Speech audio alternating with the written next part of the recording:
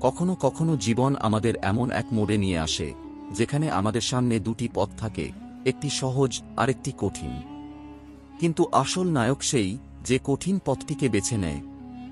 রোহন ছিল এক সাধারণ ছেলে, কিন্তু তার স্বপ্ন ছিল বড়। সে একজন পুলিশ অফিসার হতে চেয়েছিল, কিন্তু তার পরিবারের অবস্থা খুবই খারাপ ছিল। বাবা একটি কারখানায় কাজ করতেন, মা বাড়িতে কাজ করতেন।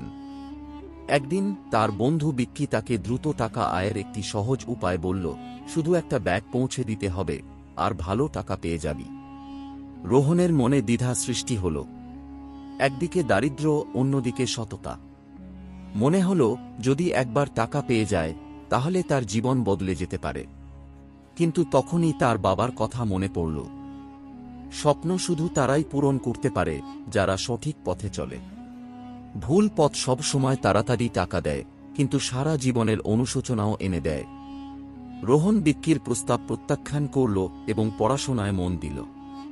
সে দিনরাত পরিশ্রম করল, চায়ের দোকানে কাজ করল, কিন্তু তার স্বপ্ন থেকে পিছু হটেনি। 5 বছর পর একদিন সেই বিক্কি পুলিশের গাড়িতে হাতকটা পরা অবস্থায় দাঁড়িয়েছিল, আর তার সামনে রোহন ইউনিফর্ম পরা একজন পুলিশ অফিসার হয়ে দাঁড়িয়েছিল।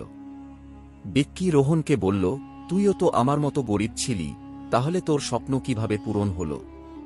রোহন হাসল এবং বলল, তুই ছোট পথ বেছে নিয়েছিস, আমি দীর্ঘ কিন্তু সঠিক পথ।